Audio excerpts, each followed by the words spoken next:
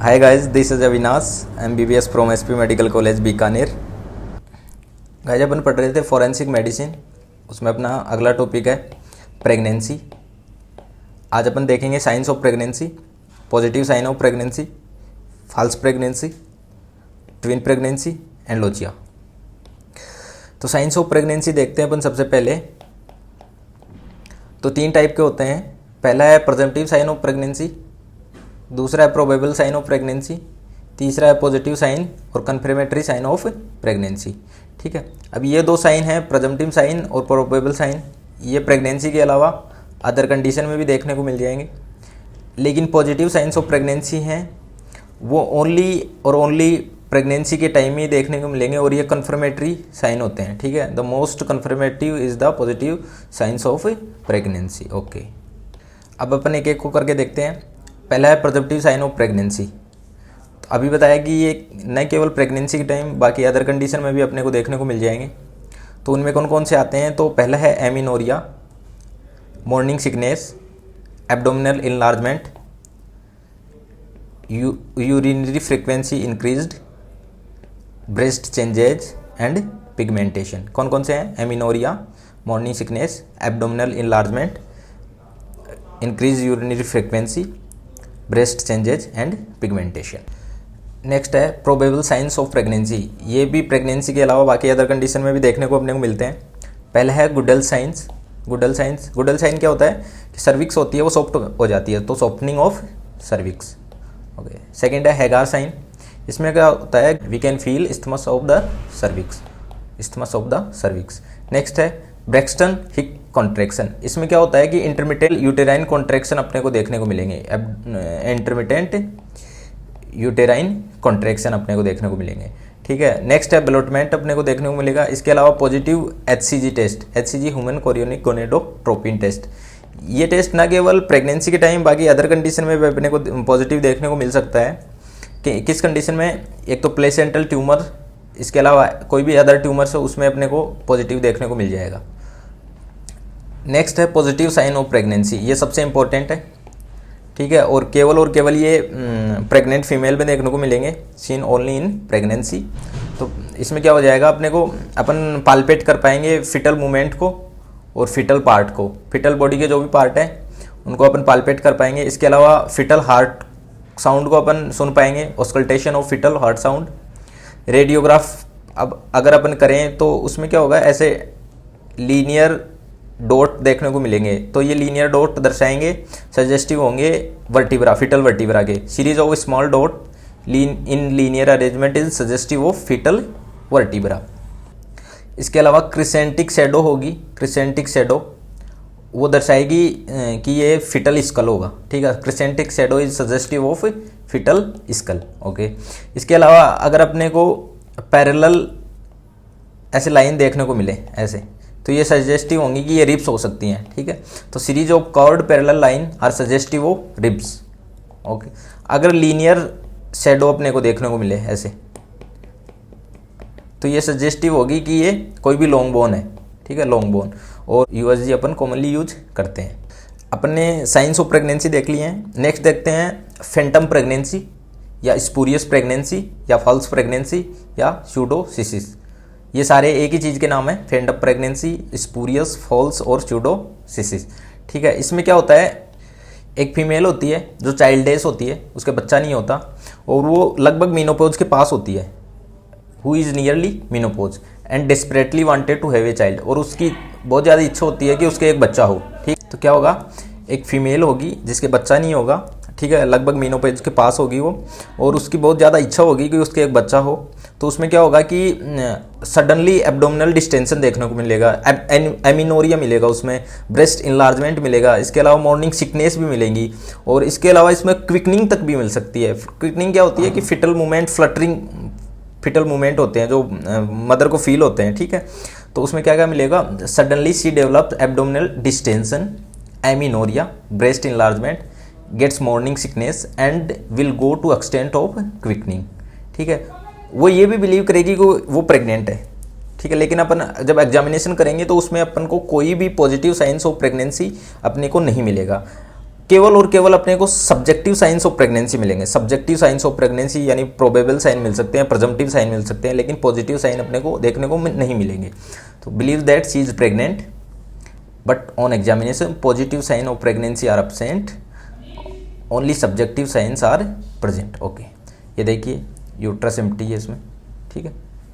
अब एक सवाल उठता है कि अगर वो प्रेग्नेंट नहीं है तो उसमें एब्डोमिनल डिस्टेंशन क्यों मिला? तो उसमें एब्डोमिनल डिस्टेंशन मिलेगा हार्मोनल डिस्टर्बेंस की वजह से, ठीक। कभी कभी ये इस टाइप की फॉल्स प्रेगनेंसी इतनी आगे की स्टेज तक जा सकती है कि उसमें फॉल्स लेबर पेन भी हो सकता है, ठीक है। Sometime it's will advance till full term and can develop false labour pain as well, ठीक है। उसमें फॉल्स लेबर पेन भी देखने को मिलेगा, लेकिन बाहर कोई बच्चा नहीं आएगा क्योंकि अंदर यूट्रस तो एम्प्टी है ना। और इसका ट्रीटमेंट क्या हो जाएगा? साइकोलॉजिकल काउंसलिंग इसका ट्रीटमेंट हो जाएगा। नेक्स्ट अपन देखते हैं ट्विन प्रेगनेंसी। ट्विन प्रेगनेंसी का मतलब है 2 फिटस हैं यूट्रस में एक ही टाइम पे, 2 फिटस इन यूट्रस, ठीक है।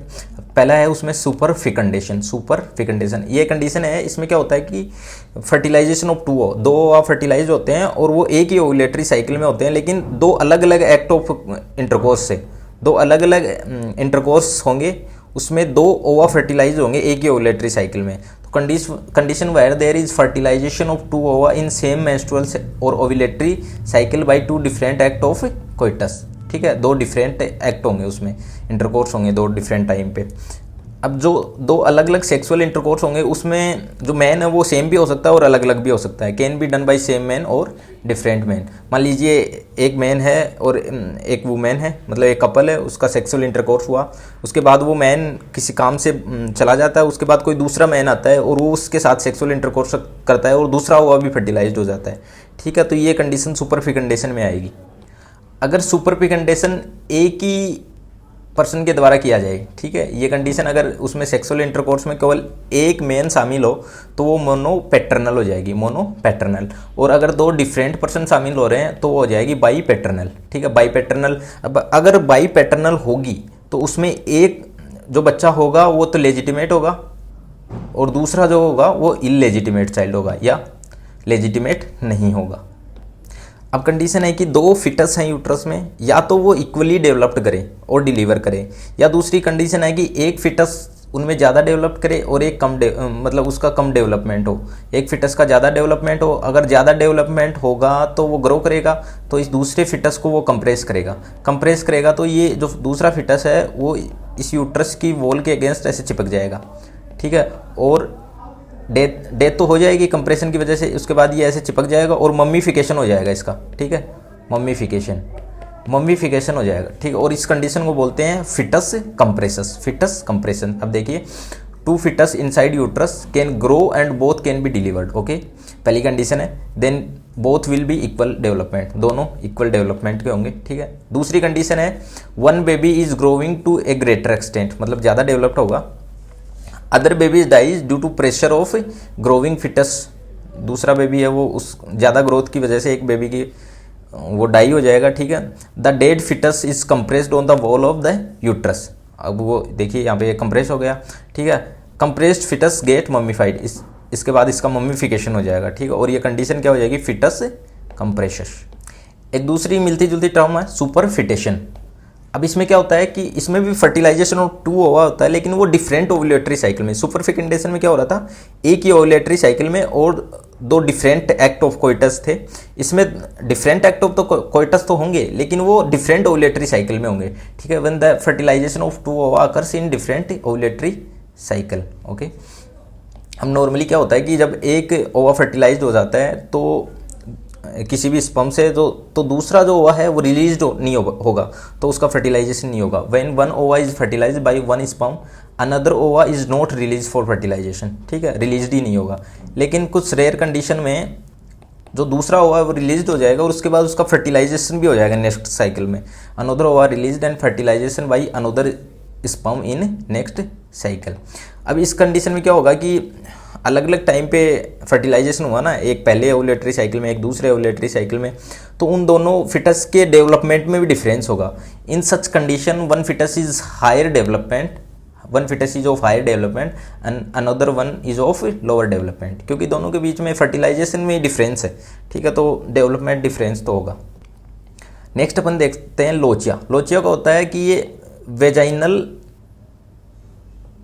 वेजाइनल सिक्रीशन होते हैं, ठीक है, vaginal secretion after the delivery के बाद वेजाइना से जो सिक्रीशन आते हैं उनको लोचिया बोल सकते हैं और बोलते हैं, ठीक है। और ये क्या होते हैं कि ये साइंस ऑफ रिसेंट डिलीवरी होती हैं। इसका मतलब है कि अगर कि लोचिया प्रेजेंट है तो अभी रिसेंट टाइम में डिलीवरी हुई है, ठीक है, it is a sign of recent delivery. अब लोचिया कितने होते हैं, 3 टाइप के होते हैं, ठीक है, 3 टाइप के होते हैं लोचिया।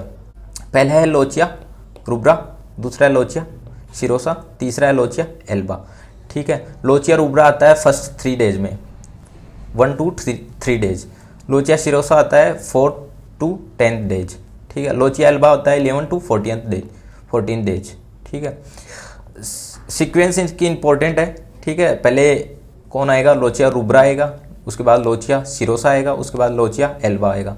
RSA से अपन याद कर सकते हैं, रिपब्लिक ऑफ साउथ अफ्रीका, ठीक। अब इसका कलर कैसा कैसा होगा कि तो लोचिया रूब्रा जो सबसे पहले आएगा 1 to 3 डेज में, वो डार्क रेड कलर का होगा। लोचिया सिरोसा जो सेकंड टाइम पे आएगा, ठीक है, वो 4th to 10th डेज, ये पिंकिश ब्राउनिश डिस्चार्ज होगा। लास्ट में आएगा लोचिया एल्बा जो 11th से 14th डेज हो जाएगा, ठीक है, और ये येलोइश वाइट डिस्चार्ज होगा, ठीक है, येलोइश वाइट डिस्चार्ज। ओके, आप इस वीडियो के नोट्स के लिए अनुराग सैनी MBBS टेलीग्राम चैनल को सब्सक्राइब कर सकते हैं, ठीक है। और आपने इतने इत्मीनान के साथ मुझे सुना, उसके लिए आपका बहुत बहुत धन्यवाद, ठीक है। मेहनत करते रहिए सर। और अगर आपको फोरेंसिक से रिलेटेड कोई भी डाउट हो तो आप मेरे इंस्टाग्राम हैंडल पर DM कर सकते हैं, डॉक्टर बाइलान इंस्टाग्राम हैंडल है। Okay, thank